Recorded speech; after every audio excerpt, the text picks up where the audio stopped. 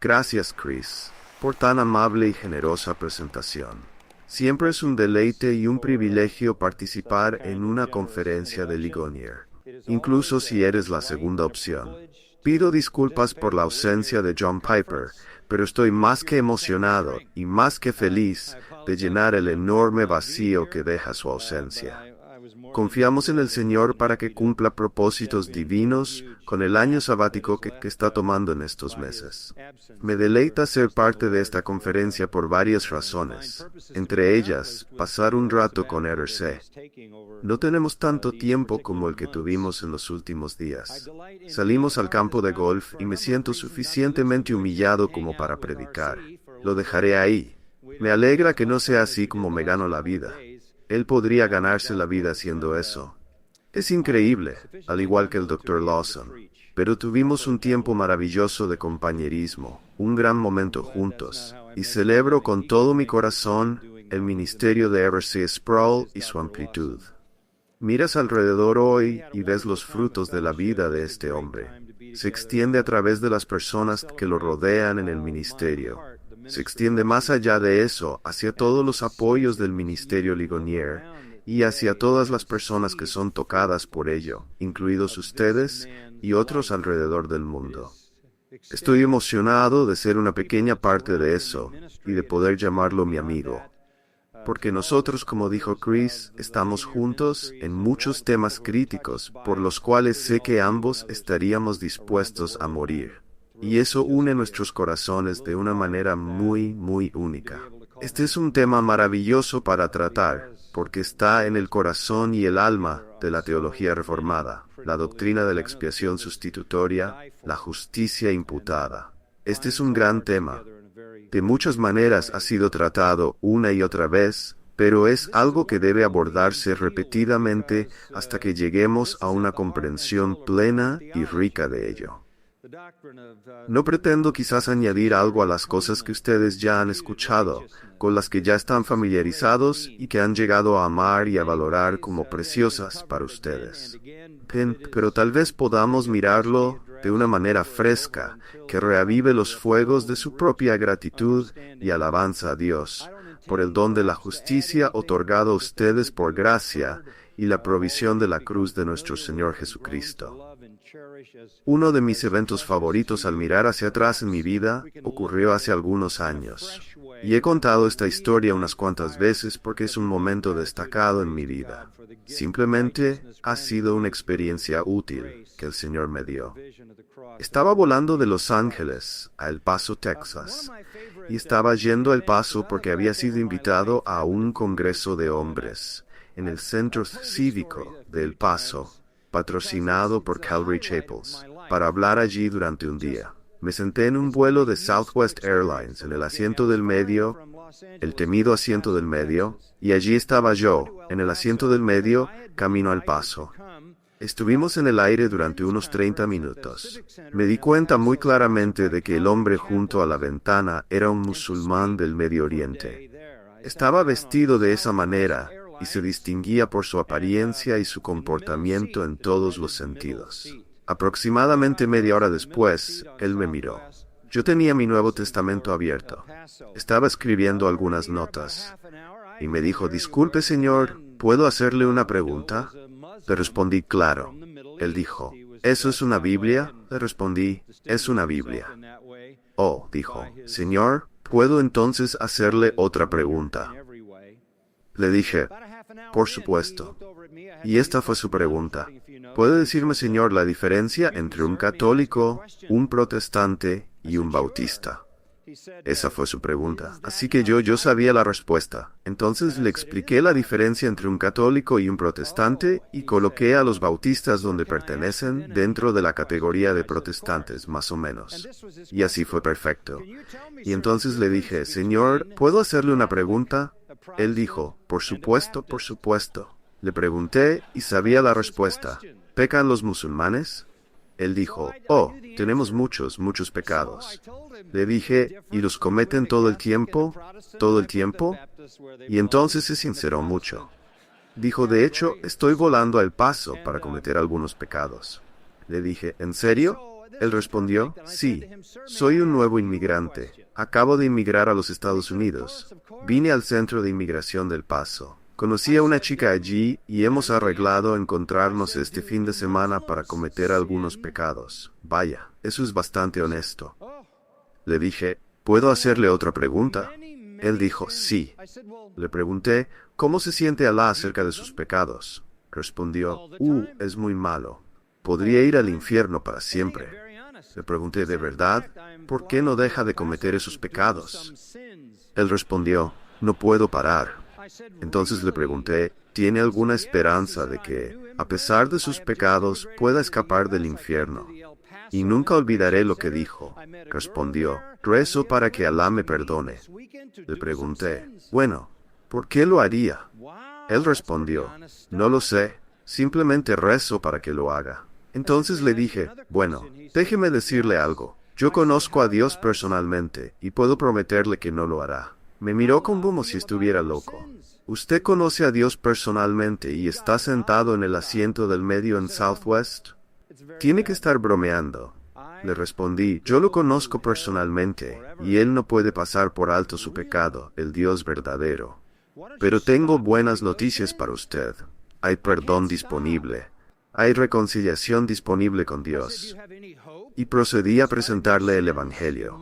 Le envié una carta después, le mandé algunos materiales, pero nunca volví a saber de él.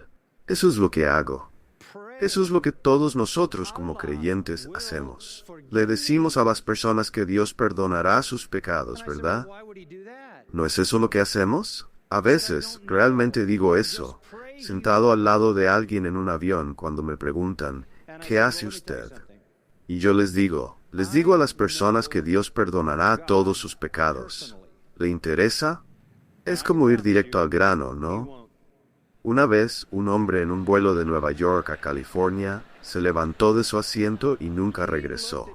Sabía que estaba en problemas porque tenía piercings en todos los lugares posibles y sabía que estaba a millones de kilómetros de pensar en esas cosas. Por favor, abran sus Biblias en 2 Corintios capítulo 5, y quiero hablar sobre esta responsabilidad que tenemos como creyentes de proclamar el mensaje del perdón, la palabra de reconciliación. Y esa es la palabra que vamos a analizar mientras consideramos este texto. 2 Corintios capítulo 5, versículos del 18 al 21. Estoy leyendo de la NAS, New American Standard Bible. Es bastante similar a cualquier versión que ustedes estén usando. Y quiero que lo sigan de cerca, comenzando en el versículo 18. Y todo esto proviene de Dios, quien nos reconcilió consigo mismo por medio de Cristo, y nos dio el ministerio de la reconciliación. Es decir, que Dios estaba en Cristo reconciliando al mundo consigo mismo, no tomando en cuenta sus transgresiones contra ellos, y nos encomendó la palabra de la reconciliación. Por lo tanto, somos embajadores de Cristo, como si Dios rogara por medio de nosotros. Os suplicamos en nombre de Cristo, reconciliaos con Dios. Al que no conoció pecado, por nosotros lo hizo pecado, para que nosotros fuésemos hechos justicia de Dios en él. 5 veces en los versículos que acabo de leer, ven la palabra reconciliar en alguna forma. El mensaje del Evangelio es el mensaje de la reconciliación. El pecador alienado puede ser reconciliado con Dios. La reconciliación con Dios es posible. Eso es lo que proclamamos. Eso es lo que oramos. Eso es lo que enseñamos. Eso es por lo que vivimos. Y eso tal vez es por lo que algunos incluso mueren. Es el incomparable mensaje de reconciliación con Dios. Ese es el mensaje que le di al musulmán en el avión aquel día. Puede ser reconciliado con Dios. Y luego le expliqué cómo eso ha sido posible gracias a la obra de Cristo. Ahora noten que se nos ha dado el ministerio de la reconciliación al final del versículo 18. Eso define lo que hacemos. En un sentido, es simplemente una frase para describir la gran comisión. Ir a todo el mundo, predicar el Evangelio a toda criatura, hacer discípulos, bautizarlos, enseñarles a obedecer todas las cosas que Cristo ha mandado. Esencialmente es el ministerio de la reconciliación, que el pecador puede ser reconciliado con Dios. Ahora bien, para llevar a cabo el ministerio de la reconciliación, se nos ha dado al final del versículo 19 la palabra de la reconciliación. Esa palabra es logos en lugar de muthos. Es la verdad en lugar del mito. Es la verdadera palabra en lugar de la falsa. Por lo tanto, se nos ha dado el logos acerca de la reconciliación para llevar a cabo el ministerio de la reconciliación. Este es el mensaje de buenas nuevas para el mundo. Desde el lado humano, la reconciliación sería imposible. El hombre dejado a sí mismo nunca podría lograr una reconciliación. La reconciliación debe ser iniciada por la parte ofendida. Y como David deja claro en el Salmo 51, cuando mira su pecado, lo ve como un pecado contra Dios. Contra ti solo he pecado. Todo pecado es una ofensa contra Dios. Esa es su característica principal y atroz. Solo si la parte ofendida determina que la reconciliación puede ser posible, ocurrirá. Desde el lado humano, el infierno es inevitable. La condenación ocurrirá. Los hombres, como pecadores sin esperanza, muertos, incapaces e indispuestos a despertar de su muerte, a despojarse de su ceguera, a amar lo que naturalmente odian, a odiar lo que naturalmente aman, terminarán inevitablemente en un castigo eterno. No tienen poder en sí mismos, ni moral ni religiosamente, para efectuar una reconciliación. La buena noticia es que la parte ofendida, que es Dios, ha determinado que desea reconciliarse con los pecadores, y nos ha hecho los agentes que proclaman la disponibilidad de esa reconciliación. El término con el que estamos familiarizados es embajadores de Cristo, que encontramos en el versículo 20, presbeumen, conectado con presbuteros, que conocemos como obispos o ancianos, y que se refiere a aquellos que son representantes, los que tienen la responsabilidad. Así que aquí estamos como embajadores en el ministerio de la reconciliación, con la palabra de reconciliación para los pecadores, para que puedan reconciliarse con Dios. Eso establece el texto, de modo que podamos entenderlo. Ahora, la pregunta que debemos hacernos es, si tenemos esta responsabilidad y la tenemos, y vamos a llevarla a cabo como Dios quiere, necesitamos entender los elementos de este mensaje. ¿Qué implica la palabra de reconciliación? ¿Cuáles son los elementos? ¿Cuáles son los componentes? ¿Cuáles son las características? ¿Cuáles son las cosas esenciales que constituyen la palabra de reconciliación? Una de las decepciones en mi vida y ministerio, al haber estado y viajado por décadas, es ver cuán pocas personas que profesan ser cristianas pueden dar una presentación detallada y coherente de la palabra de reconciliación. Porque esta es la razón por la que estás aquí, y creo que lo entiendes. ¿Verdad que lo entiendes? La única razón por la que estamos en el mundo es por propósitos evangelísticos para la gloria de Dios. Sí, somos salvos para adorar, pero Dios tolera nuestra adoración imperfecta para dejarnos aquí y hacer evangelismo. Sí, somos salvos para ser santificados, pero Dios tolera nuestra santificación inadecuada e incompleta para dejarnos aquí y hacer evangelismo. Sí estamos para tener comunión con Él, pero Él tolera esa comunión interrumpida para dejarnos aquí y hacer evangelismo. Esta es la razón por la que estamos aquí, ser embajadores con la palabra de reconciliación. Quiero simplemente darles los 4 elementos esenciales que están en este texto, 4 de ellos, y son críticamente importantes. Número 1. La reconciliación es por la voluntad de Dios. La reconciliación es por la voluntad de Dios. Por favor, noten el versículo 18. Y todo esto proviene de... ¿quién? De Dios. ¿Qué cosas? Las cosas que acompañan la regeneración. El versículo 17. Por lo tanto, si alguno está en Cristo, nueva criatura es. Las cosas viejas pasaron. He aquí, todas son hechas nuevas. Todo lo que es nuevo en la regeneración, todo lo que es nuevo en el nuevo nacimiento, todo lo que es nuevo en la conversión, todo lo que es nuevo en la salvación viene de Dios. Todas estas cosas vienen de Dios. No es la única vez que se menciona. El versículo 19 dice, es Dios en Cristo reconciliando. El versículo 20 dice, es Dios haciendo la apelación por medio de nosotros, rogando a las personas que se reconcilien. Siempre es Dios. Si vas a la Iglesia Católica Romana, como algunos de ustedes han hecho en el pasado, esto les resultará familiar.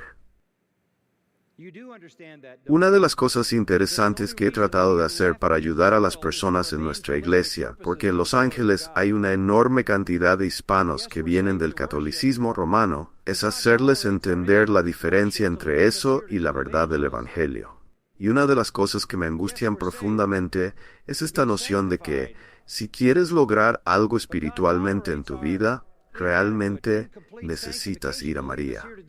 ¿Por qué lo promueven? ¿Por qué insisten en eso? Básicamente, se reduce a esto, tal vez una simplificación excesiva. Dios es algo severo. Dios es duro. Y Dios está distraído. Y Dios es realmente trascendente y puede que no te presten mucha atención, así que no vas a Él. Ahora, podrías ir a Jesús, pero Jesús también puede ser bastante duro. Entonces, realmente lo mejor es ir a María, porque Jesús no puede resistirse a su madre. Si puedes convencer a María de que esté de tu lado, María irá a Jesús, y Jesús siempre cederá ante María, y ahora realmente estarás en camino hacia Dios. Dios es un tipo duro. Jesús puede ser un poco más compasivo, pero igual de crítico. María es una opción más suave. Ve a María. Es por eso que María domina el sistema romano. Eso es un ataque blasfemo contra la misma naturaleza de Dios, quien por naturaleza es un Salvador. Si estudias las religiones del mundo, examinas la historia de las religiones, no encuentras un Salvador en ninguna religión falsa. Incluso las Escrituras dicen eso. No es como diseñan a los dioses cuando los hombres los inventan. No es como los diseñan los demonios. Van desde la indiferencia hasta una hostilidad severa y todo lo que hay en el medio. Si estuvieras adorando a los dioses que enamoraron a los israelitas, podrías comenzar con Baal. Y tu problema con Baal era que no te prestaba atención, así que podrías cortarte, gritar y hacer escenas. ¿Recuerdas eso, verdad? Con los sacerdotes de Baal y la confrontación con Elías. ¿Y qué les dijo Elías acerca de él? Bueno, tal vez esté durmiendo, o tal vez está de vacaciones. Este es un Dios de invención demoníaca, un Dios de absoluta indiferencia que tiene que ser despertado ante las súplicas de sus adoradores. Por otro lado, tenías a Moloch. Moloch no era indiferente. ¿Qué quería Moloch? Tu bebé en el fuego. Quema a tu bebé para llamar mi atención. Quema a tu bebé para que te deje en paz. Bueno, tienes todo tipo de dioses, esta panoplia de deidades, ninguna de las cuales, por naturaleza, es un salvador. Así que, diferente a esto, está el Dios verdadero y viviente. Si lees la pequeña epístola de Tito, encontrarás un par de veces en el capítulo 1, Dios, nuestro Salvador. Un par de veces en el capítulo 2, Dios, nuestro Salvador. Un par de veces en el capítulo 3, Dios, nuestro Salvador. Dios es, por naturaleza, un Salvador. Ahí es donde comienza toda esta reconciliación. No tenemos que convencer a Dios de que acepte al pecador. Solo tenemos que suplicar al pecador que se reconcilie con Dios. Dios es, por naturaleza, un Salvador. No es reacio a salvar. Creo que hay un pasaje en las Escrituras, 1 Timoteo 4:10, que lo dice de manera tan concisa como cualquier otro. Dios, que es el Salvador de todos los hombres, especialmente, ese es el pequeño adverbio malista, de los que creen. ¿Qué significa esto? Dios, que es el Salvador de todos los hombres, especialmente de los creyentes. ¿En qué sentido es Dios el Salvador de todos los hombres? Algunas de mis reflexiones aquí se entrelazarán, RC, con lo que tú nos has ayudado en tu trabajo sobre la santidad. Porque cuando miras el Antiguo Testamento, la gente, los críticos, los escépticos, los liberales hacen la pregunta, ¿qué clase de Dios mata a toda esa gente? Y esa no es la pregunta. La pregunta no es, ¿por qué Dios envía osos del bosque para destrozar a unos chicos que gritan calvo a un profeta? La pregunta no es, ¿por qué el suelo se abre y se traga a la gente entera por violar la ley del Antiguo Testamento? La pregunta no es, ¿por qué Dios destruye a los cananeos? La pregunta no es, ¿por qué Dios destruye el mundo entero y deja solo a 8 personas vivas? Esa pregunta es fácil de responder. La respuesta es porque la paga del pecado es, ¿qué? Muerte. La pregunta más difícil de responder es, ¿por qué estás tú aquí y por qué estoy yo aquí? ¿Y por qué vive alguien? ¿Y por qué sobrevive alguien?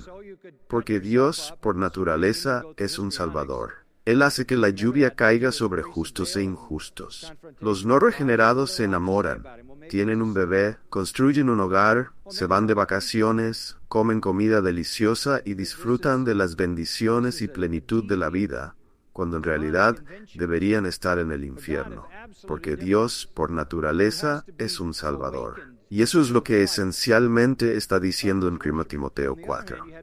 Él es el Salvador de todos los hombres en este sentido, físicamente y temporalmente, en un nivel general.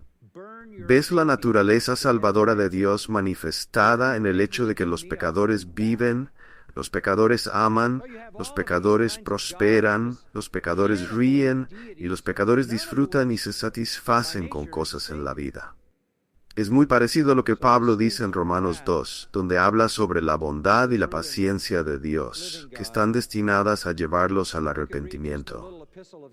Dios, por naturaleza, es un Salvador, y Él demuestra su naturaleza salvadora de una manera física y temporal hacia los no creyentes. Lo ha hecho a lo largo de la historia. Lo hace ahora. Pero ese pequeño adverbio especialmente señala que Él es un Salvador de una manera espiritual y eterna para aquellos que creen.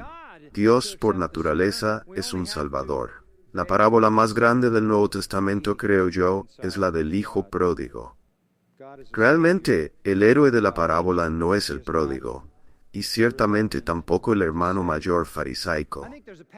El héroe de la parábola es el padre, y el momento más dramático de esa parábola es cuando el padre está mirando a lo lejos a ese hijo pródigo miserable, despreciable, que se fue a una tierra de gentiles, derrochó su dinero en prostitutas, dinero que era parte del patrimonio familiar acumulado durante generaciones, y lo desperdició todo. El padre sigue mirando y mirando, esperando que regrese. Y la parábola, como la cuenta Jesús en Lucas 15, dice que lo ve de lejos. ¿Y qué hace el padre? Corre. Es una realidad impresionante, algo absolutamente asombroso. Un caballero del Medio Oriente no corre, se desliza, incluso hoy en día. Aún hoy hay literatura en el Medio Oriente, incluso entre los judíos, que dice que es vergonzoso que un hombre muestre sus piernas. No te levantas las túnicas y corres si eres un noble del Medio Oriente. Pero este hombre se levanta las túnicas y corre, y la palabra griega para correr significa sprintar. Este hombre está corriendo a toda velocidad hacia el pródigo. Esa es la naturaleza de Dios. Y cuando llega al Hijo, los fariseos, a quienes Jesús está contando esta historia, habrían esperado algo muy diferente. Ellos ya estaban sorprendidos de que el padre estuviera corriendo, porque eso significaba que estaba tomando vergüenza sobre sí mismo. Es algo vergonzoso hacer eso. Pero cuando llega al Hijo, ellos habrían esperado que tal vez el padre le diera una bofetada ceremonial en la cara para indicar su desdén por lo que había hecho, que quizás le negara un lugar en la casa, que lo obligara a sentarse con cenizas sobre su cabeza durante una semana en el centro de la aldea para recibir el desprecio que los aldeanos le echarían por haber causado semejante vergüenza. Eso es lo que los fariseos habrían esperado, pero eso no es lo que sucedió. El padre lanzó sus brazos alrededor de él, ¿recuerdan? Lo besó por todo su apestoso y hediondo rostro. Lo abrazó, hubo una plena reconciliación, una restauración total a la condición de hijo. Le puso un anillo en el dedo, una túnica, sandalias en los pies y organizó una fiesta. Esa es la alegría del cielo por el arrepentimiento de un pecador, ¿verdad? Como la alegría por la oveja encontrada al principio del capítulo o la moneda encontrada. Dios encuentra su alegría en la reconciliación de los pecadores. Así que quiero comenzar ahí porque ese es el punto de partida. La reconciliación es por la voluntad de Dios. Segundo punto, la reconciliación es por el acto del perdón. es por el acto del perdón. La única manera en que puede ocurrir la reconciliación es si el ofendido está dispuesto a perdonar. Y eso es lo que dice el versículo 19. Dios estaba en Cristo reconciliando al mundo consigo mismo. ¿Cómo? No tomándoles en cuenta sus transgresiones. Esa es la única manera en que puede darse la reconciliación. Si la barrera, la ofensa, el pecado es eliminado. Eso es todo. Reconciliar al mundo no es universalismo. Simplemente significa humanidad sin distinción. Humanidad sin distinción. Aquí vemos que la única manera en que puede darse la reconciliación es a través del perdón del pecado. Por eso, el Salmo 32:2 y Romanos 4:8 repiten esta gran declaración. Bienaventurado el hombre a quien el Señor no culpa de iniquidad. Y nuevamente, esto es coherente con la naturaleza de Dios. Escuchen lo que dice Miqueas 7:18. ¿Qué Dios como tú, que perdona la maldad y olvida el pecado del remanente de su heredad? No retuvo para siempre su enojo, porque se deleita en la misericordia. La única manera en que la reconciliación puede suceder es si Dios elimina completamente el problema del pecado, si borra la ofensa. Y ese es el mensaje que predicamos en la palabra de reconciliación. Dios perdonará todos tus pecados. Dios te ofrece reconciliación con Él mediante el perdón de todos tus pecados. Ese es el glorioso mensaje del Evangelio. Es sobre el pecado. Es sobre el perdón. No se trata de ser una mejor persona. No se trata de vivir tu mejor vida ahora. No se trata de ser un mejor padre, tener un mejor matrimonio o avanzar unos cuantos peldaños en la escala del éxito. Se trata del perdón, lo que significa que tienes que hablar sobre el pecado. Tercer punto, la reconciliación es por la voluntad de Dios. Es por el acto del perdón y es por la obediencia de la fe. Es por la obediencia de la fe. ¿Dónde está eso? Bueno, está implícito en el versículo 20.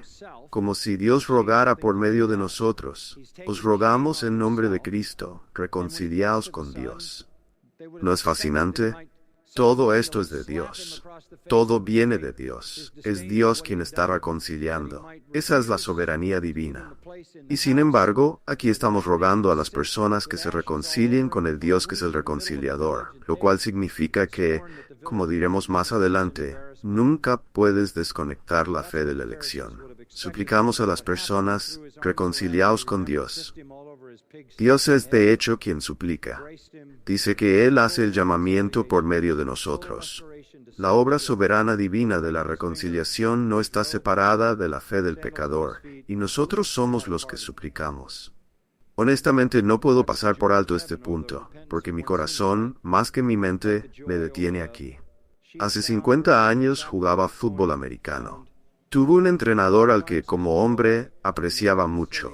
Fue el mejor entrenador que jamás tuve, ya fuera en la secundaria o en la universidad. Se llamaba Jim Brownfield. Es una leyenda en el sur de California, una absoluta leyenda. Entrenó en todos los niveles de fútbol americano, secundaria, colegios comunitarios y universidades pequeñas. También entrenó con John McKay en la USC, Universidad del Sur de California. Era un gran entrenador, un genio, adelantado a su tiempo. Jugué para él hace 50 años. Habíamos implementado la ofensiva de los Chicago Bears. Estábamos muy adelantados. Éramos una ofensiva de pase estilo costa oeste, completamente fuera de nuestra época. Era innovador, creativo y me importaba mucho. Recuerdo que volábamos a San Francisco para jugar contra la Universidad de San Francisco y me senté junto a él en el avión. Aproveché esa oportunidad para comunicarle el Evangelio con todo mi corazón. Estábamos cerca porque yo llamaba las jugadas y teníamos un gran afecto mutuo. Pero él rechazó el Evangelio. Eso fue hace 50 años. Con los años, tuve oportunidades de estar con él en diferentes momentos, tal vez en algún torneo de golf o algún evento. Él seguía mi ministerio, observaba mi vida. Solía decirle a la gente que había sido mi entrenador. Pero cada vez que estaba con él, intentaba hablarle sobre el Señor. Él decía, respeto eso, te respeto, pero no estoy interesado. Y sentía que siempre estaba suplicándole: entrenador, esta es la cosa más importante que alguna vez harás. Nunca se casó porque quería vivir su vida a su manera, y lo hizo. Se ganó el cariño de tantos atletas y personas como entrenador. Bueno, fue el verano pasado cuando recibí una llamada telefónica. No, corrigiendo, fue en abril pasado cuando recibí una llamada telefónica. Deberías ir a visitar a tu entrenador, está muriendo en el hospital. Esto fue 50 años después. Ha tenido problemas cardíacos. Han intentado hacerle cirugía para salvarlo. Quiere verte. ¿Él quiere verme? Así que fui al hospital. Me quedé en el pasillo. Estaba conectado a cables con todo tipo de tubos. La enfermera me dijo: no se ha movido en 3 días. No hemos visto ninguna señal de actividad, así que no puedo prometerte nada. Entré a la habitación. Extendí mi mano, tomé la suya. Tenía una tabla atada para sostener las agujas. Tomé su mano y le dije: hola, entrenador, soy Johnny Mac. Abrió los ojos y sonrió. Le dije: entrenador, una vez más, ¿puedo suplicarte que te reconcilies con Dios? Entrenador, eres como el ladrón en la cruz. No tienes futuro. Este debe ser tu momento, tu momento. ¿Abrirás tu corazón a Cristo? Asintió con la cabeza y apretó mi mano.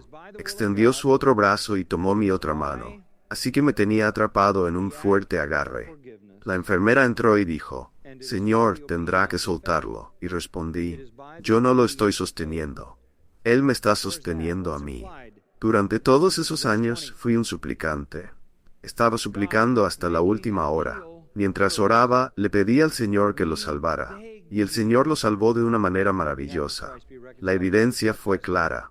Su hermano entró en la habitación, también cristiano, rompió en llanto y se lanzó sobre la cama, abrazándolo. Le conté lo que había sucedido, y mejoró. Regresé a verlo una semana después. Estaba sentado en una silla de ruedas con un tubo traqueal. Tenía problemas, pero me escribió una nota en una tablilla. Comenzó a deletrear: ¿qué puedo hacer por mi Salvador? Le dije: entrenador, no puedes hacer nada por él. Él ya lo ha hecho todo por ti. No necesita tu ayuda. Él estará bien. Este es tu momento para que él haga por ti. Este viernes voy a hacer su funeral. Tenía una petición. Quería que todos los entrenadores y todos los atletas que alguna vez jugaron para él se reunieran en el Brookside Golf Course en Los Ángeles. Quiere que todos se reúnan en el salón de eventos y que yo venga a contar su testimonio.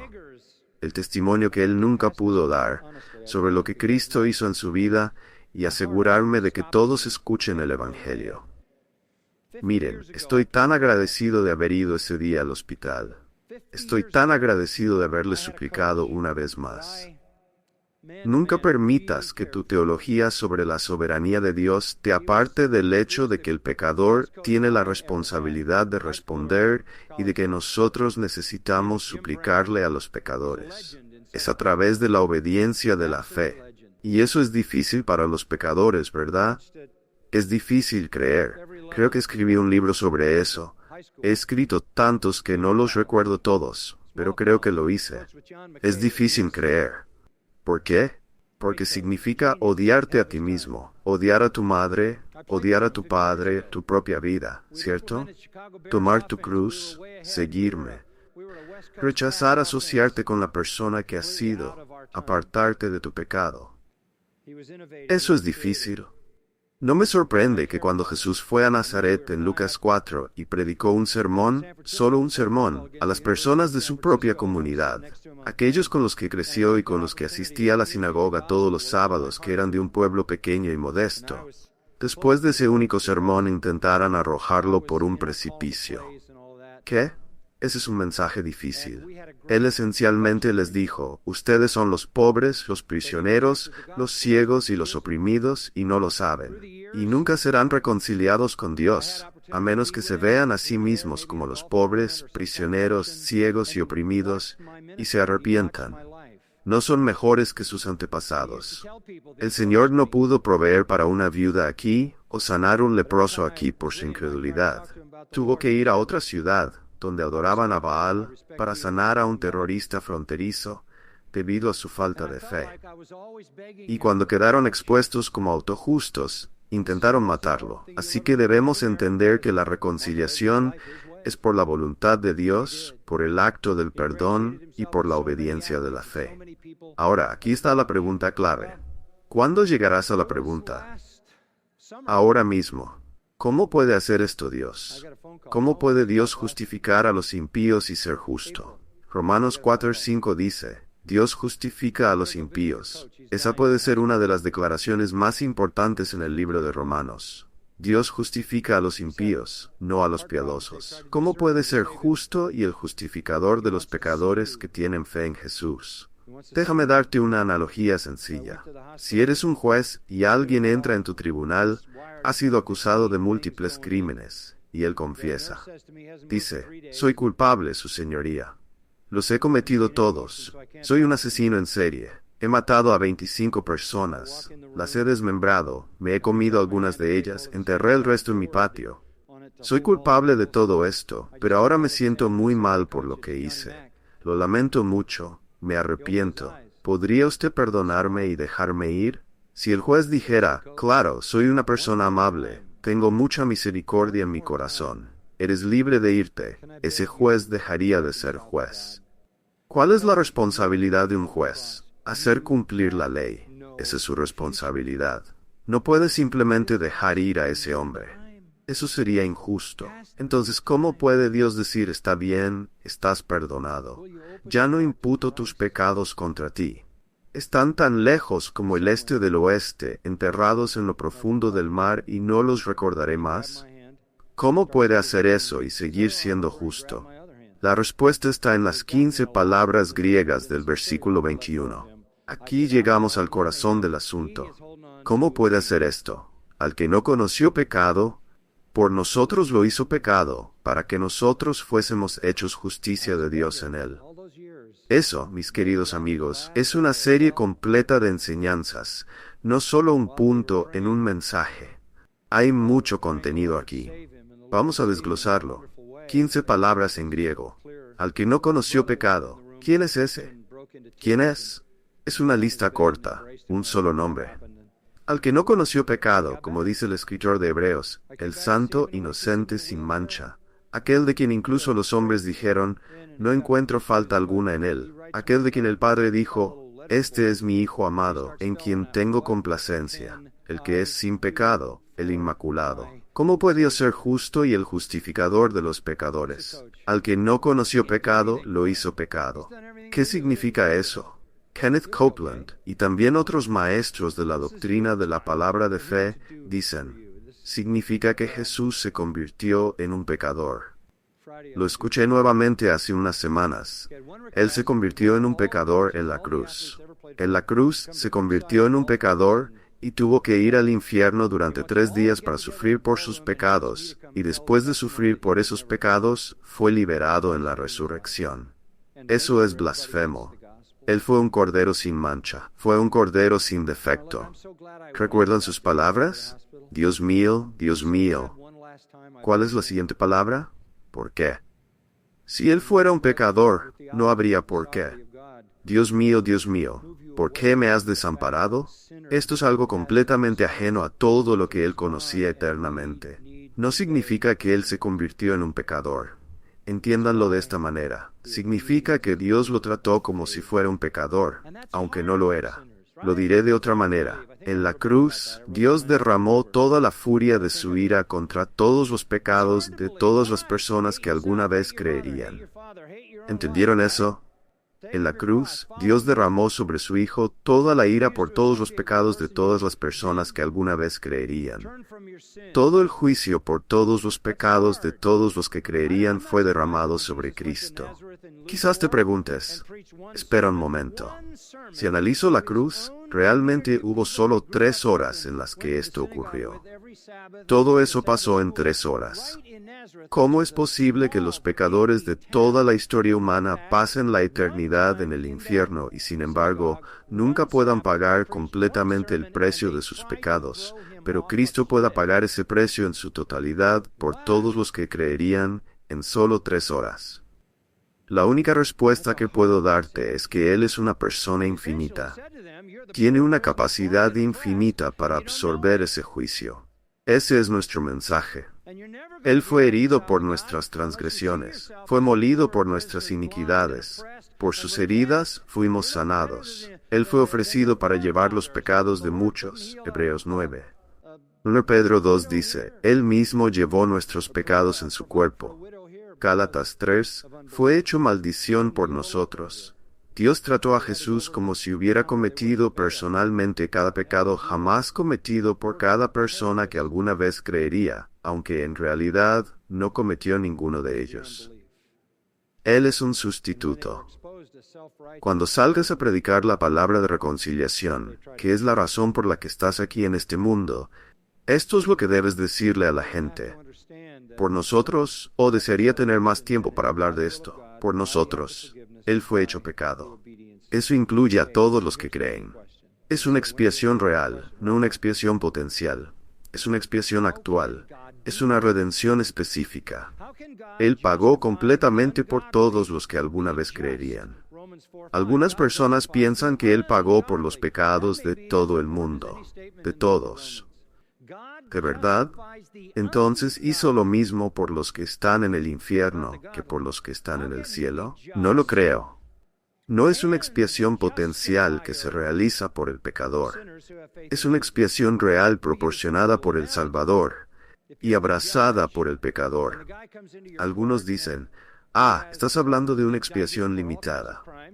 Bueno, creo que tal vez necesites reflexionar sobre eso con cuidado, porque si crees que Jesús murió por todo el mundo, y la mayoría de ellos termina en el infierno, entonces estás hablando de una expiación limitada. Estás limitándola en su poder, en su naturaleza, en su esencia y en su intención. Eso no es lo que quieres limitar. Sí, la expiación es limitada. Lo entendemos. No todos los que han vivido irán al cielo. Sabemos eso. Está limitada en su alcance por Dios, pero no está limitada en su intención, en su poder, ni en su naturaleza, como si fuera una provisión potencial, pero no real. Eso es otro tema. Ahora, no he terminado. Aquí viene la mejor parte. Al final del versículo 21, para que nosotros fuésemos hechos justicia de Dios en Él. Para que nosotros fuésemos hechos justicia de Dios en Él. Piensa en esto. En la cruz, Dios trató a Jesús como un pecador, aunque no lo era. Ahora Él nos trata a nosotros como justos, aunque no lo somos. Nuestros pecados le fueron imputados a Él. Su justicia nos fue imputada a nosotros. Ahora déjame explicarlo de otra manera. ¿Alguna vez te has preguntado por qué Jesús tuvo que vivir una vida de 33 años? Si yo hubiera sido Dios, podría haber dicho, aquí está el plan. Quiero que bajes un viernes y puedes morir y estarás de vuelta para el domingo. Oh, sí, simplemente baja el viernes. Arreglaremos para que estés en la cruz. Morirás y resucitarás y la redención será cumplida. ¿Qué es todo esto de los 33 años? ¿De qué se trata? ¿Qué sentido tiene pasar 30 años en la oscuridad? ¿Qué sentido tiene pasar 30 años en la oscuridad? Creo que el escritor de Hebreos lo dice muy bien. Fue tentado en todo según nuestra semejanza, pero sin pecado. En todos los aspectos cronológicos, a lo largo de toda su vida, Él estuvo sin pecado. Vivió una vida completa, sin pecado, y esa justicia se acredita a tu cuenta. En la cruz, Dios miró a Cristo y vio tus pecados. Ahora Él te mira a ti y ve la justicia de Cristo. Tus pecados fueron imputados a Él. Su justicia fue imputada a ti. Esa es la esencia del mensaje de reconciliación. Predícalo. Oración final. Padre, gracias por nuestro tiempo juntos. Confiamos en que estas reflexiones de este gran texto encuentren un lugar en nuestros corazones y en nuestro comportamiento. Que podamos amarlas lo suficiente como para vivir de acuerdo con ellas y para proclamarlas. Para la gloria de nuestro Salvador, en cuyo nombre oramos. Amén.